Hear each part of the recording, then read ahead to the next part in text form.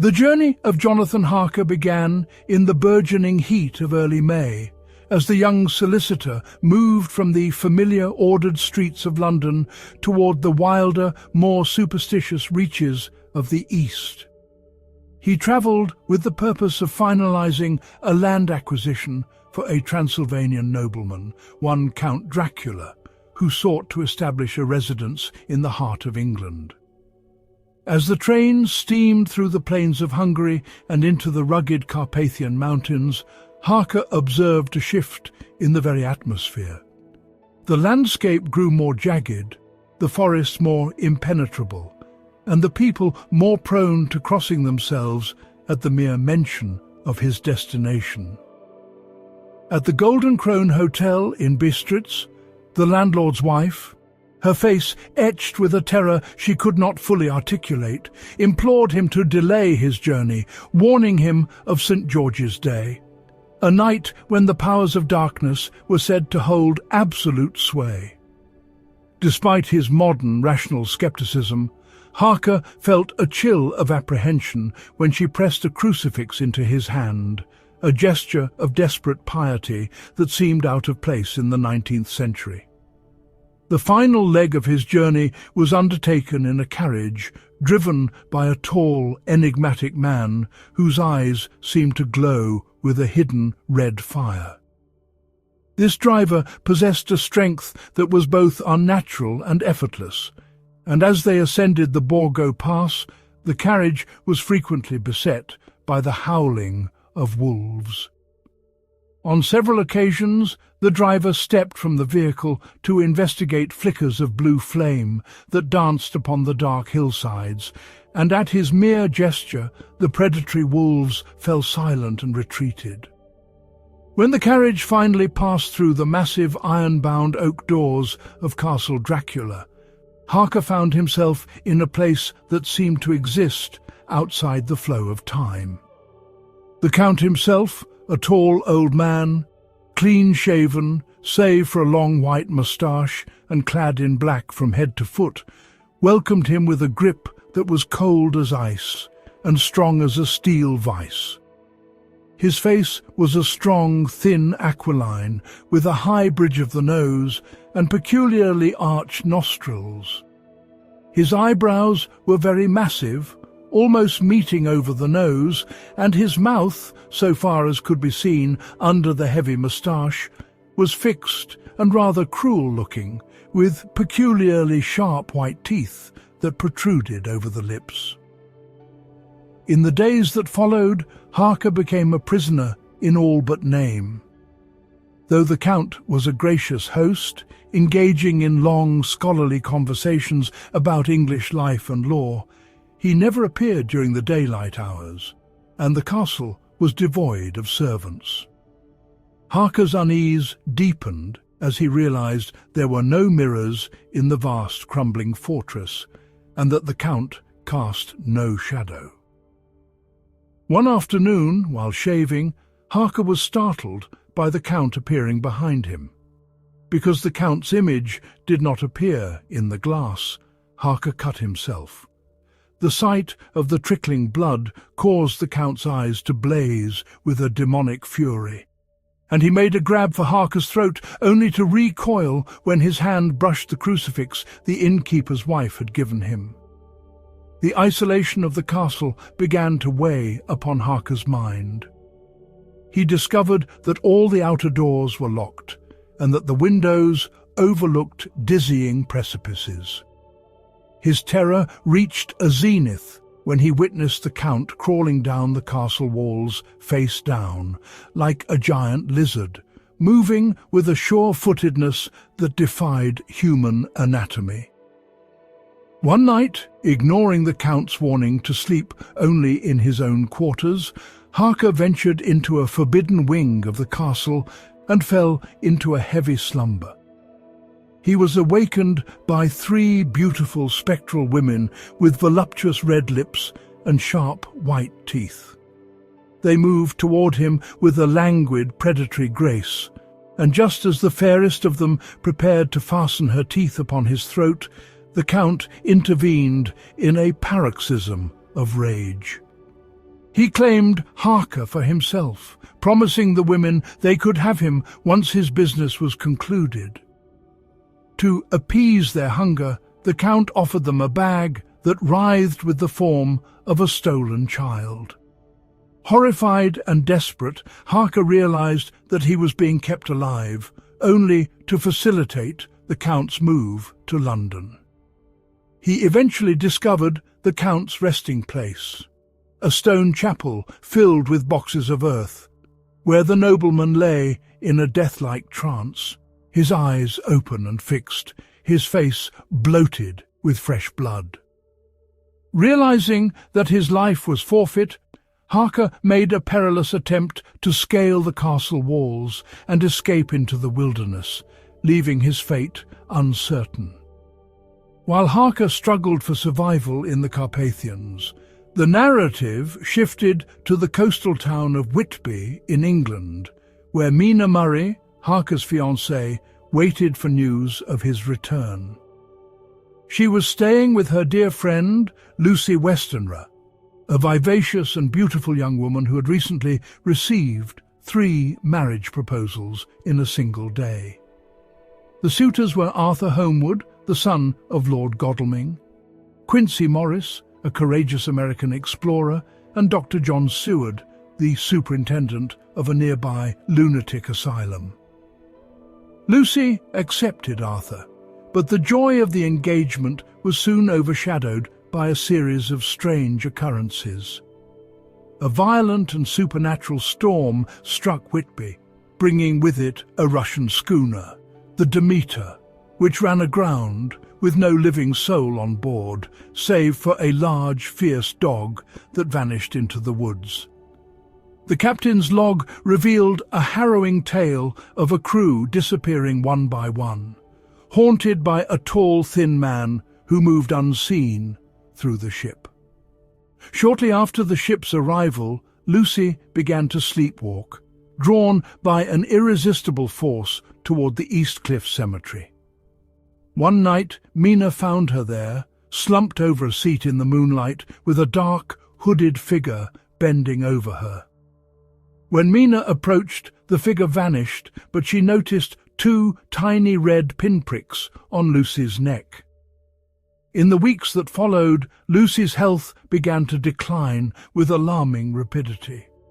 She became pale, lethargic, and complained of difficult breathing and terrifying dreams. Dr. Seward, unable to find a medical cause for her profound anemia, summoned his former mentor, the eminent Professor Abraham van Helsing of Amsterdam. Van Helsing, a man of immense learning and an open mind toward the occult, immediately recognized the gravity of the situation. He observed the puncture wounds on Lucy's throat and the way her blood seemed to be draining away, despite no visible hemorrhage. Van Helsing began a series of desperate measures to save Lucy's life. He performed 4 blood transfusions, with Arthur, Seward, Quincy and himself each providing the vital fluid to the dying girl. He also draped her room with garlic flowers and placed a crucifix around her neck, explaining to the skeptical Seward that they were dealing with forces beyond the ken of modern science. However, their efforts were repeatedly thwarted, often by Lucy's own mother, who, in her ignorance and desire for fresh air, removed the protective garlic. The Count, now established in London at Carfax Abbey, continued his nocturnal visitations. On a night of great terror, a wolf escaped from the zoo and shattered the window of Lucy's bedroom. The shock killed Lucy's mother, and Lucy herself, deprived of protection, succumbed to the final attack. As she lay dying, her appearance changed. Her teeth seemed longer and sharper, and her sweet nature was replaced by a hard, sensual cruelty. She died, but Van Helsing knew that her true ordeal was only beginning. After Lucy's funeral, reports began to circulate of a bloofer lady who was luring small children away at night, only for them to be found later with similar marks on their throats. Van Helsing realized that Lucy had become a vampire, an undead creature who would continue to prey upon the innocent until her soul was released. He led Arthur, Seward and Quincy to Lucy's tomb, where they found her coffin empty. Later, they intercepted her as she returned to the graveyard, a monstrous parody of her former self, clutching a child to her breast. Arthur was devastated, but Van Helsing convinced him that the only way to save Lucy's soul was to destroy the demonic presence within her. Under Van Helsing's direction, Arthur drove a stake through Lucy's heart, while Seward and Quincy looked on in horror and pity. As the stake was driven home, the creature's body convulsed in agony before finally settling into a peaceful, holy stillness. They then severed her head and filled her mouth with garlic, ensuring she would rest forever. During this time, Jonathan Harker had managed to escape the castle and was recovering from a brain fever in a convent hospital in Budapest. Mina travelled to him, and they were married there, returning to England to join forces with Van Helsing and the others. Mina, a woman of remarkable intelligence and organizational skill, began to compile all their journals, letters and phonograph recordings into a single chronological narrative. This collective record allowed the group to piece together the Count's movements and intentions. They realized that Dracula had brought 50 boxes of his native Transylvanian soil to England, which served as his sanctuaries and sources of strength during the daylight hours. Their mission became clear. They had to find and sterilize every one of these boxes with holy wafers to strip the Count of his hiding places. The hunt for the boxes led them to various locations across London, including the desolate estate of Carfax, which sat adjacent to Dr. Seward's asylum. It was here that Seward's patient Renfield played a significant role. Renfield was a zoophagous maniac who consumed flies, spiders and birds in the belief that their life force would prolong his own. He was in psychic communication with Dracula, whom he worshipped as a master who promised him an endless supply of lives. However, when Renfield realized that the Count intended to harm Mina, whom he regarded with a distorted form of chivalry, he attempted to resist. The Count, sensing his betrayal, brutally attacked Renfield, leaving him mortally wounded. Before he died, Renfield managed to warn the group that the Count was in the building. The men rushed to the Harker's room, only to find a scene of nightmare horror. Jonathan lay in a deep, supernatural trance, while Mina was forced to drink blood from a wound in the Count's chest, a vampire's baptism intended to bind her to him for eternity. The Count vanished into a mist as they approached, but the damage was done. Mina was now infected with the vampire's curse. She began to exhibit the same signs of decline that had claimed Lucy, and a sacred wafer pressed to her forehead left a scorched mark of shame, signalling her uncleanness. Yet Mina's connection to Dracula proved to be a double-edged sword. Under Van Helsing's hypnosis at dawn and sunset, she was able to perceive the Count's surroundings through their psychic bond. She heard the lapping of waves and the creaking of timber, leading the group to realize that Dracula, realizing his London foothold was lost, was fleeing back to Transylvania by sea. The pursuit began in earnest. The group boarded a fast ship, hoping to intercept the Count's vessel, the Tsarina Catherine, before it reached the port of Varna. However, Dracula used his power over the elements to shroud his movements in fog and bypass their ambush, heading instead for the port of Galatz. Undeterred, the band of hunters split into 3 groups to cover all possible routes to the castle. Van Helsing and Mina travelled by carriage, while the others followed by river and on horseback. As they neared the heart of the Carpathians, the weather turned frigid, and the atmosphere grew heavy with impending doom. Van Helsing, protective of Mina as her condition worsened, reached the castle first. There he encountered the 3 vampire women who had once tormented Harker. Using his knowledge of the occult, he warded them off with holy circles, and during the day entered the chapel to destroy them in their tombs, a task that filled him with both horror and a grim sense of necessity. He then turned his attention to the castle itself, sealing its entrances with holy wafers so that the Count could never again find refuge within its walls. The final confrontation occurred on the snowy road leading to the castle, just as the sun was beginning to dip below the horizon. A band of Sgani, the Count's loyal Romani servants, was transporting the final box of earth toward the castle on a heavy litter wagon. The hunters, led by Harker and Quincy Morris, intercepted them in a desperate, galloping charge.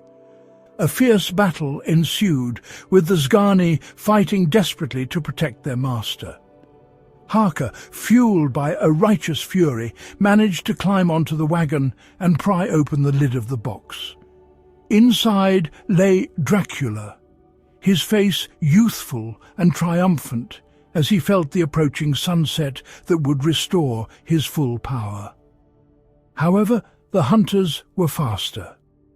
Harker's heavy kukri knife sheared through the Count's throat at the same moment that Quincy Morris, though mortally wounded by a Sgani blade, plunged his Bowie knife into the Count's heart. In that singular, breathless moment, the transition was instantaneous. Before their very eyes, the Count's body crumbled into dust, vanishing into the wind as if he had never been. The red glow in his eyes extinguished, and a look of profound peace settled over his features in the second before he dissolved, a sign, perhaps, that even his monstrous soul found release in destruction. With the Count's death, the curse lifted from Mina. The mark on her forehead vanished, her skin regained the bloom of life, and the psychic shadow that had haunted her mind was finally dispelled. The group gathered around the fallen Quincy Morris, who died with a smile on his lips, knowing that his sacrifice had ensured the safety of the woman he admired and the world at large. The story concluded with a brief note written 7 years later by Jonathan Harker. He and Mina had returned to a life of peace and normalcy, and they had a son whom they named Quincy, in honour of their fallen friend. The records of their struggle remained, a testament to a time when the forces of ancient evil had reached out to grasp the modern world, only to be turned back by the combined power of science, faith, and the indomitable bond of human friendship.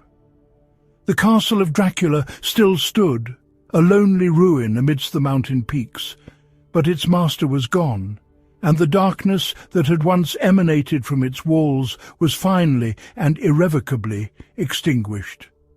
The thematic core of the narrative rested upon the collision between the rationalism of the late Victorian era and the primal superstitious terrors of the past.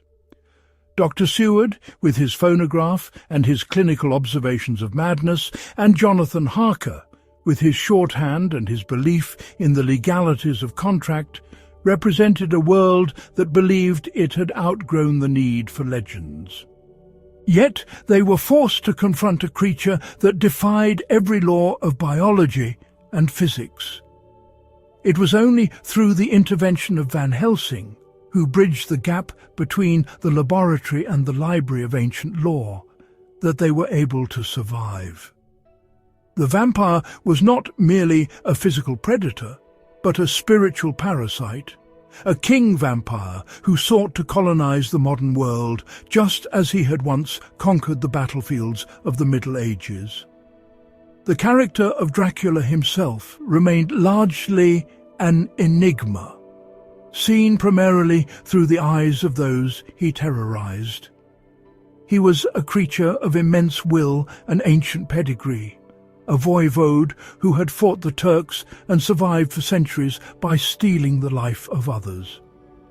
His move to London was a strategic invasion, an attempt to find new and teeming nations where he could feed and multiply. He was the ultimate outsider, a shadow that moved through the bustling crowds of the metropolis, unseen but all-powerful. His presence evoked a sense of Gothic dread, the fear that the past is never truly dead, and that the sins of the ancestors can return to haunt the living. Mina Harker stood as the moral and intellectual anchor of the group. Unlike Lucy, whose vulnerability and eventual transformation highlighted the Victorian anxieties surrounding female sexuality and purity, Mina represented a new kind of woman, capable, resilient, and essential to the success of the mission. Her ability to organize the disparate accounts of the men into a coherent strategy was as vital as the knives and stakes they carried. Even when she was tainted by the Count's blood, she refused to succumb to despair, using her very infection to track her tormentor. Her eventual restoration was not just a personal victory, but a symbolic triumph of virtue over the corrupting influence of the vampire.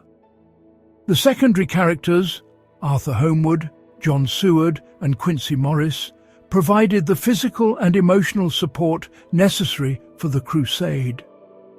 Their loyalty to one another and to the memory of Lucy Westenra transformed them from a group of grieving suitors into a cohesive unit of God's adventurers. Each brought a specific strength to the hunt. Arthur's wealth and social standing provided the resources. Seward's medical knowledge and asylum provided a base of operations, and Quincy's frontier courage provided the tactical edge in combat. Together, they embodied the ideal of masculine chivalry, dedicated to protecting the sanctity of the home and the purity of womanhood from a predatory other. The landscape of the novel played a crucial role in establishing its tone. From the claustrophobic, trap-filled corridors of Castle Dracula to the mist-shrouded graveyards of London and the desolate, windswept cliffs of Whitby, the environment was an active participant in the horror. The weather, the sudden storms, the unnatural fogs, and the biting cold of the Carpathians reflected the Count's ability to command the natural world. The contrast between the crowded East and the progressive West was constantly emphasized, suggesting that while the West had technology and reason, the East retained a connection to the elemental forces of life and death that the West had forgotten at its peril. In the end, the destruction of Dracula was a victory for the collective. It was not the work of a single hero, but the result of a shared burden and a shared faith. The use of holy objects, the crucifix, the host, the garlic, underscored the religious dimension of the conflict. The vampire was a perversion of the sacred, a creature that lived forever by denying the natural cycle of death and resurrection. By returning him to the dust, the hunters were not just killing a monster, they were restoring the natural order of the universe. The peace that settled over the Count's face at the moment of his dissolution suggested that even he was a prisoner of his own immortality, and that death was the final, necessary mercy. The legacy of the events remained with the survivors as a quiet, underlying presence in their lives. The paper trail they left behind, the typed pages, the wax cylinders, the frantic letters, served as a warning for future generations. It was a reminder that beneath the surface of civilization, older and darker currents continue to flow. The story of Dracula was not just a tale of a vampire, but a meditation on the persistence of evil and the necessity of vigilance. As the young Quincy Harker grew, he would learn of the men and the woman who had stood against the darkness, a testament to the fact that even in the face of the most profound horror, the human spirit, when united in purpose and love, remains unconquerable. The narrative also delved deeply into the psychological states of its protagonists. Dr. Seward's journals, for instance, revealed a man struggling with the limitations of his own profession. His fascination with Renfield was not merely clinical. It was a reflection of his own desire to understand the boundary between the human and the animal, the sane and the monstrous. Renfield's madness acted as a distorted mirror to the Count's own nature. Both were consumers of life, driven by a hunger that could never be satisfied.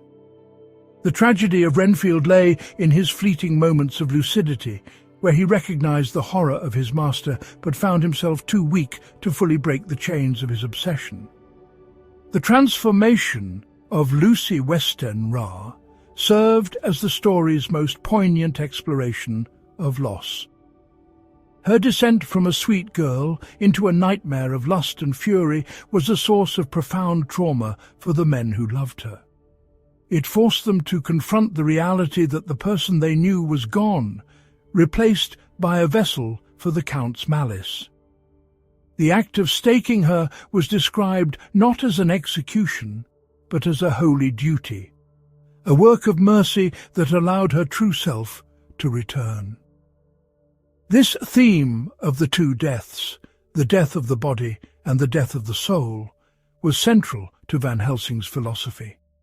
He understood that to save the soul, one must sometimes destroy the body, a paradox that defined the entire crusade against the undead. Throughout the journey, the importance of documentation and the record cannot be overstated. In a world where the supernatural is dismissed as fantasy, the only defense is the truth, meticulously recorded and shared. Mina's role as the archivist was what allowed the group to transcend their individual limitations. By cross-referencing Seward's observations of Renfield with Harker's descriptions of the Count and the news reports of the Demeter, they were able to map the Count's movements with a precision that he did not expect. The Count, for all his ancient power, was ultimately defeated by the very tools of the modern age he sought to inhabit: the typewriter, the telegraph, and the railway timetable. The final chase through Europe was a race against the sun itself. The Count's power was tied to the cycle of day and night. He was most vulnerable when the sun was at its zenith, and most dangerous as the shadows lengthened. This temporal tension drove the narrative toward its climax. The group's frantic travel across the continent, using every means of transport available, was a literal pursuit of the light.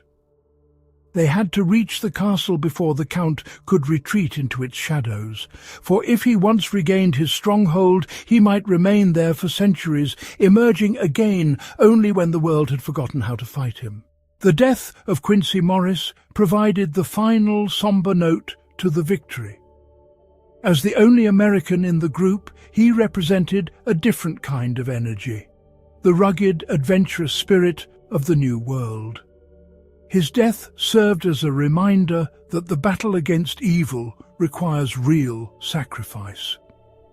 He did not die in vain. His blood, shed on the soil of the old world, helped to cleanse it of the vampire's taint. The fact that Mina and Jonathan's son bore his name ensured that his courage would be remembered, a living bridge between the horrors of the past and the hope of the future. As the years passed, the events in Transylvania and London faded into the realm of memory, Yet the bonds forged in that crucible of terror remained unbreakable. The little band of men, as Van Helsing called them, had faced the absolute darkness and emerged with their humanity intact. They had looked into the eyes of the vampire and seen not just a monster, but a reflection of the potential for corruption that exists within all things. Their victory was a quiet one, celebrated not with fanfare, but with the simple, profound joy of a life lived in the light.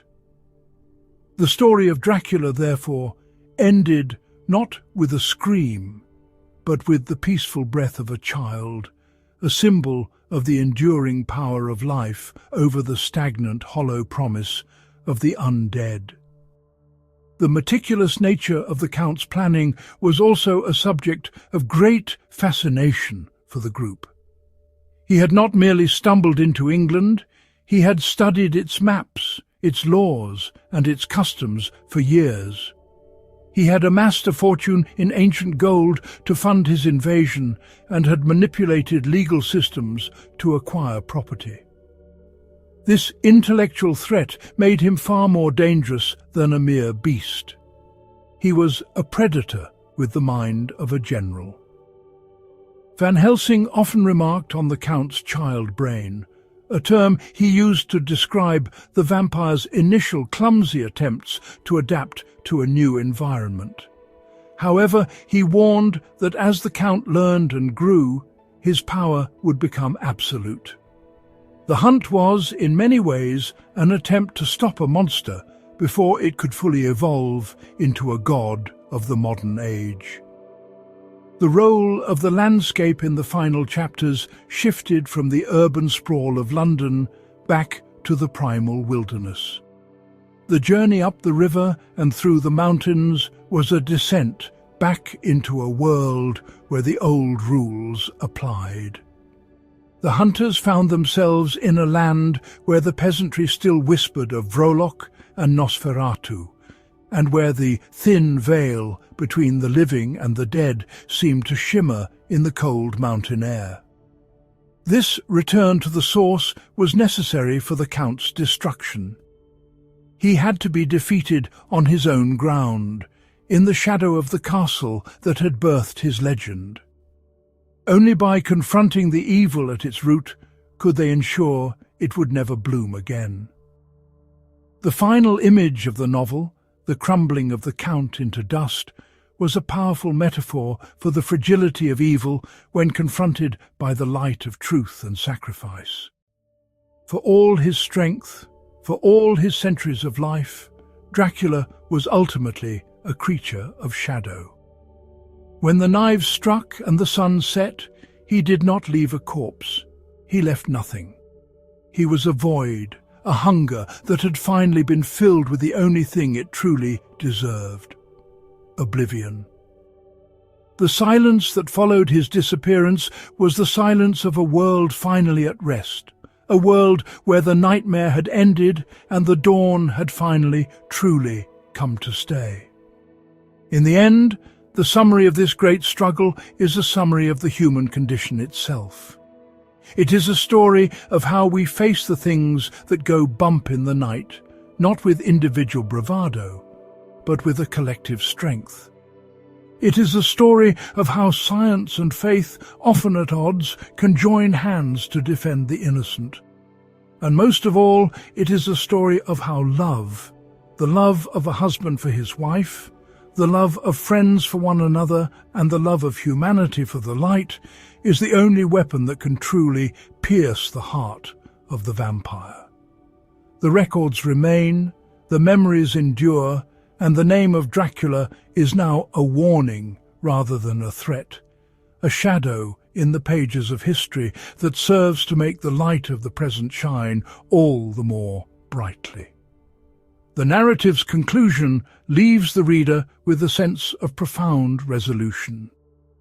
The undead are no more, and the dead undead, like Lucy and the Count, have been granted the peace of true death.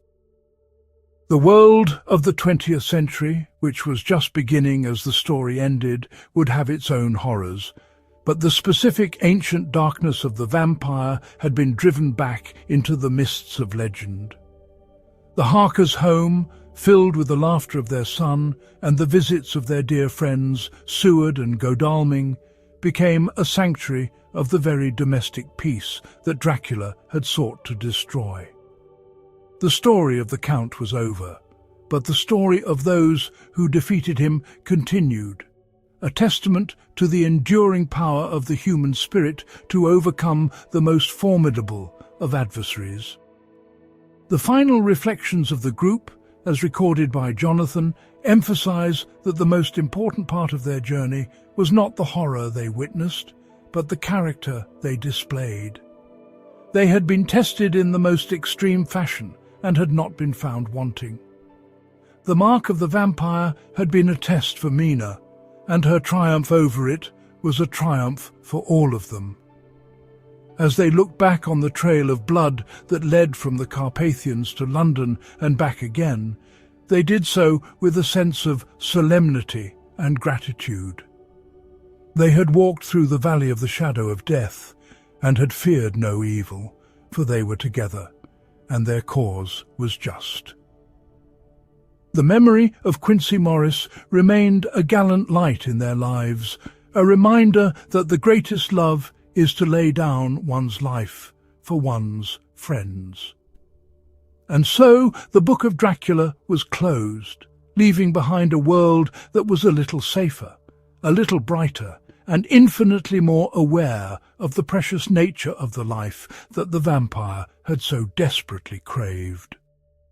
The legacy of Van Helsing too was secured. He remained the master to the end, the one who saw what others could not and who had the courage to act on his convictions. His blend of the heart of a man and the brain of a woman, as he described the ideal state of being, allowed him to navigate the complexities of the crisis with both empathy and intellect.